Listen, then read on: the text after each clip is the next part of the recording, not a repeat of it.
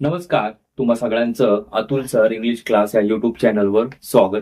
पहा, या चॅनलवर मी फक्त ग्रामर रिलेटेडच माझे व्हिडिओ मी अपलोड करत असतो. माझा अजून एक चॅनल आहे, त्या चॅनलवर मी फक्त इंग्लिश स्पीकिंगच्या रिलेटेडच माझे व्हिडिओ असतात. बघा, जसं तुम्ही ह्या चॅनलला सबस्क्राईब केलं तसं तुम्ही त्याही चॅनलला सबस्क्राईब करा. त्या चॅनलचं नाव आहे सर्स इंग्लिश अकॅडमी. बघा, इंग्लिश स्पीकिंग ज्यांना शिकायचे त्यांनी त्या चॅनलला सबस्क्राईब करा आणि ज्यांना ग्रामर शिकायचंय त्यांनी ह्या चॅनलला सबस्क्राईब करा. बघा, आजच्या सेशन मध्ये तुम्हाला 3च क्वेश्चन आहेत, पण खूप महत्वाचे आहेत. पहिला आहे काय, I like to ask question of the places I visit. म्हणजे हे जे प्रश्न आहेत हे तुमच्या बोर्डात आलेले प्रश्न आहेत. बघा, इथं काय दिले त्यांनी, choose the correct tense form of the above sentence from the following options and rewrite. 4 option दिलेत. Simple past tense, simple present tense, past perfect tense आणि परफेक्ट प्रेझेंट टेन्स. आता प्रत्येकाचं आपण विश्लेषण पाहूया. आता याचं उत्तर काय आहे ते पाहू. बघा, simple past tense. Simple past tense म्हणलं तर काय येईल की तुमचं सब्जेक्ट नंतर काय येतो तुम्हाला V2 आणि प्लस ऑब्जेक्ट. त्याच्यानंतर simple present tense, subject plus V1 त्याला S किंवा ES प्रत्यय प्लस ऑब्जेक्ट. त्याच्यानंतर आहे पास्ट परफेक्ट टेन्स. आता पास्ट परफेक्ट टेन्स म्हणलं तर काय, subject had plus V3 plus object. त्याच्यानंतर आहे present perfect tense, subject have oblique has नंतर V3 प्लस ऑब्जेक्ट. आता तुम्हाला तिन्ही काळांचे मी नियम लिहून दिलेत. त्यांच्यापैकी कुठल्या काळातलं हे वाक्य ते तुम्हाला आयडेंटिफाय करायचं. जर तुम्हाला काळ जर लक्षात घ्यायचे असतील तर त्यासाठी तुम्हाला काळांचे सूत्र आणि त्यांचे काही नियम हे तुमच्या लक्षात असले पाहिजे, तरच तुम्हाला काळ व्यवस्थित आयडेंटिफाय करता येतील. आता काळ बघा, कुठून आयडेंटिफाय करायचं. सुरुवातीला ज्या वाक्याने सुरुवात झाली आहे, ज्या कर्त्याने सुरुवात झाली वाक्याची, त्या वाक्याचा काळ तुम्हाला ओळखायचा. आता इथं बघा, आय व्हिजिट पण आहे आणि इथं आय लाईक पण. तुम्हाला ह्याचा काळ नाही ओळखायचा, ह्याचा काळ ओळखायचा. आता ते पण कसं बघा, सब्जेक्ट. आता इथं सब्जेक्ट नंतर V2, इथं V2 आहे का, नाही, इथं V1 आहे. बघा, V1 कुठं आहे, सिंपल प्रेझेंट टेन्स. जे बोर्डाच्या पेपरमध्ये जे तुम्हाला ऑप्शन दिलेत त्यांची सूत्र लिहिलेत. हे परफेक्ट पास्ट टेन्स आणि हे परफेक्ट प्रेझेंट टेन्स. आता इथं काय आले, क्रियापदाचं मूळ रूप. बघा, आय लाईक, इथं पण मूळ रूप आहे. तुम्हाला हे क्रियापद गृहीत नाही धरायचं, जे कर्त्यानंतर जे क्रियापद आले त्याला तुम्हाला गृहीत धरायचंय. म्हणजे बघा, आय लाईक, सब्जेक्ट नंतर काय आले V1, त्याला एस किंवा येस आले का, नाही. म्हणजे आय वी यू दे असेल तर तुम्हाला क्रियापदाला काय घ्यायचंय, एस किंवा आय वी यू दे असेल तर फक्त वर्ब आणि ही शीट असेल तर तुम्हाला एस किंवा ES घ्यायचंय. बघा, ह्याच्यामध्ये हॅड आहे का कुठं कर्त्यानंतर, नाही.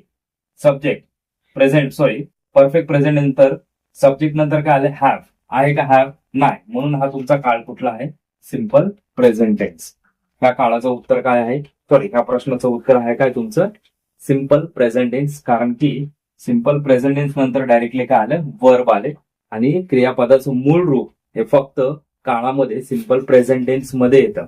Clear, okay. आता पुढे जाऊयात आपण. त्याचं उत्तर आहे काय तुमचं सिंपल प्रेझेंट टेन्स. हे तुम्हाला एक्सप्लेन केले मी कसं काय. इथं मी लिहून देतो तुम्हाला. सिंपल प्रेझेंट टेन्स म्हणजे साधा वर्तमान काळ. आता त्याच्यानंतर बघा, I would come back to my apartment in New York.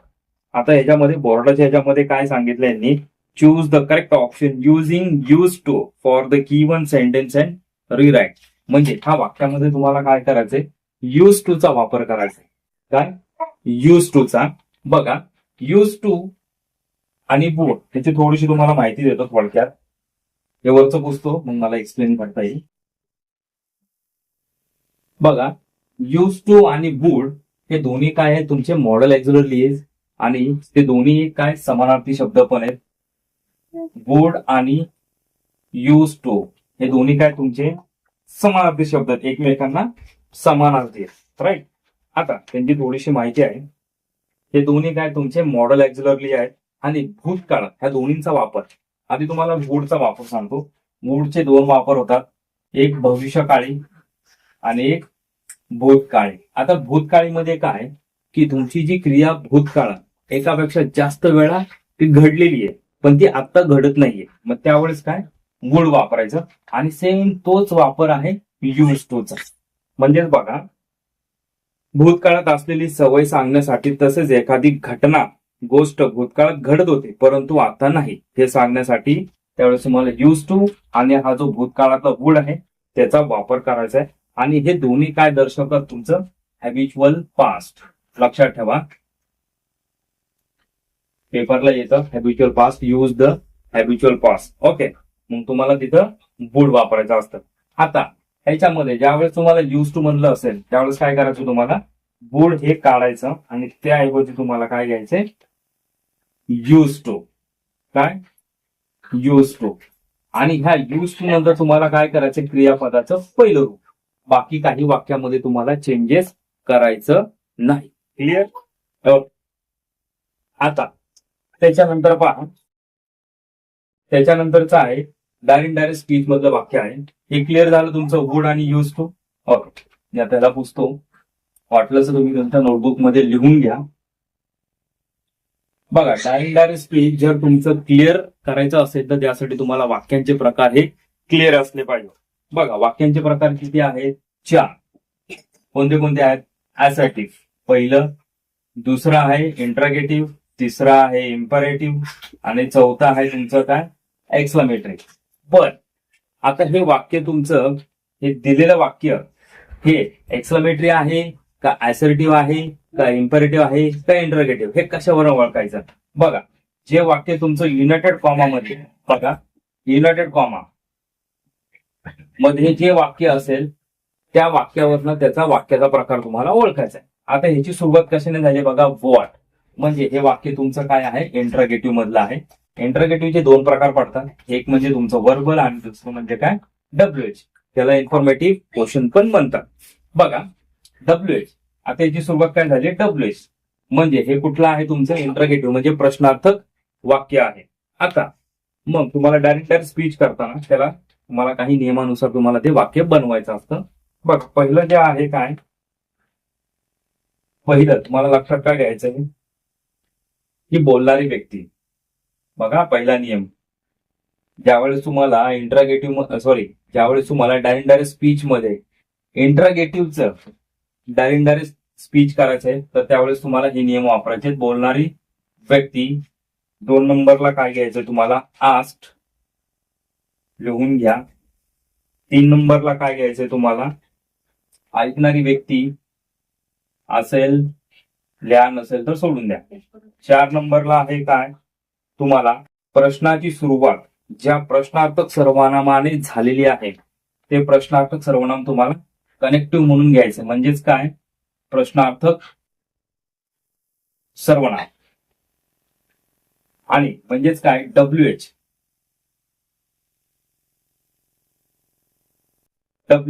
नसेल तर काय करायचंय तुम्हाला, इफ घ्यायचंय. काय, इफ. बघा, 5 नंबरचं पहा, इफ नंतर काय, करता. नंतर काय, 6 नंबरला टू बी स्वरूप किंवा क्रियापद. नंतर राहिलेला भाग, ते पण काळात बदल करू. आता या नियमानुसार आपण वाक्यरचना बनवू, तुमच्या लक्षात येऊन जाईल. बघा, अवनीश सेड संचित, बरोबर घ्या. अवनीश सेड, बोलणारी व्यक्ती कोण आहे, अवनीश, दिलं बरोबर. त्याच्यानंतर आहे काय, आज 2 नंबरला. त्याच्यानंतर काय, ऐकणारी व्यक्ती कोण आहे याच्यामध्ये ह्या वाक्यात, संचित. मग घ्या, अवनीश आस्क्ड संचित. बघा, 2 वाक्य जोडताना तुम्हाला इंट्रागेटिव्ह मध्ये काय करायचंय, जे WH आहे त्यालाच तुम्हाला कनेक्टिव्ह म्हणून वापरायचं. WH नसेल तर इफ घ्यायचंय. बघा, व्हॉट, आपल्याला व्हॉटच घ्यायचंय. त्याच्यानंतर काळात बदल करायचा म्हणजे आरचं काय होईल तुमचं,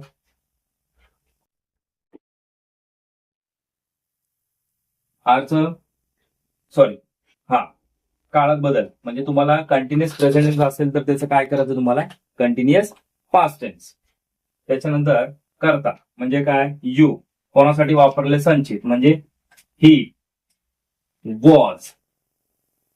नंतर काय हे वॉज कसं आलं कंटिन्युअस प्रेझेंट टेन्स असेल त्याचं काय करायचं तुम्हाला कंटिन्युअस पास्ट टेन्स म्हणजे what he was doing in the garden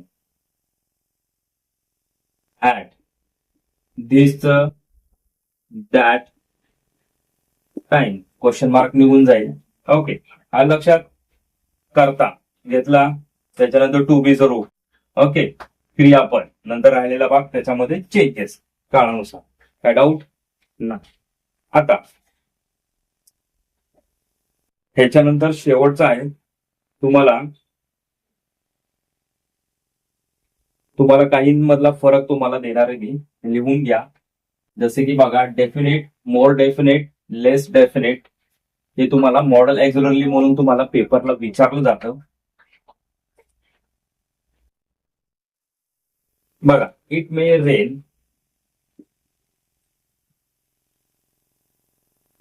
rain म्हणलं तर काय की तुमचं लेस डेफिनेट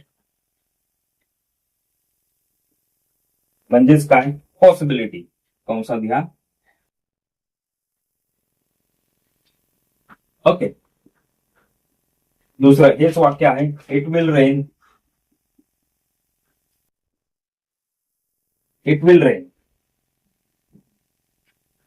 एक आहे तुमच्या मॉडेल एक्झिलरी मध्ये काय दर्शवतात ते. नंतर काय आहे इट विल रेन म्हणजेच काय मोर डेफिनेट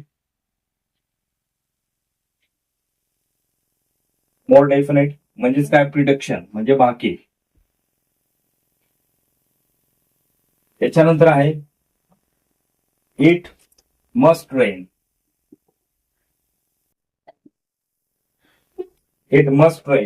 म्हणजेच काय मोस्ट डेफिनेट म्हणजे काय स्ट्रॉंग. येस म्हणजे एकदम स्ट्रॉंग तुमचं काय आहे डिडक्शन. आलं लक्षात. म्हणजेच काय की मोस्ट डेफिनेट जरी असं पेपरला आलं तर तुम्हाला गडबडायचं नाहीये कारण की इथं प्रश्न विचारलाय Neeraj Chopra may not participate in the world championship due to ankle injury. आता ह्याच्यात तुम्हाला काय सांगितले choose the correct option from the following sentence which use more definite. आता मोर डेफिनेट म्हणलं तर काय ना विल. ह्याच्यामध्ये तुमचं ऑप्शन आहे सेकंड वाला म्हणजे Neeraj Chopra will not participate in the world championship due to ankle injury. Clear. May नॉटच्या जागी तुम्हाला काय करायचंय विल नॉट वापरायचंय. क्लिअर. हे तुम्हाला लिहून दिले लिहून घ्या. तुम्ही हे पार्ट करा लेस डेफिनेट मोर डेफिनेट आणि मोस्ट डेफिनेट म्हणलं तर काय मस्ट. मोर डेफिनेट म्हणलं तर विल. लेस डेफिनेट म्हणलं तर मे. तुम्हाला ह्या सेशन मध्ये काय डाऊट असतील तर कमेंट बॉक्समध्ये कमेंट करा आणि पुढील सेशन मध्ये आपण असंच एखादा कन्सेप्ट घेऊन तोपर्यंत जय हिंद जय महाराष्ट्र.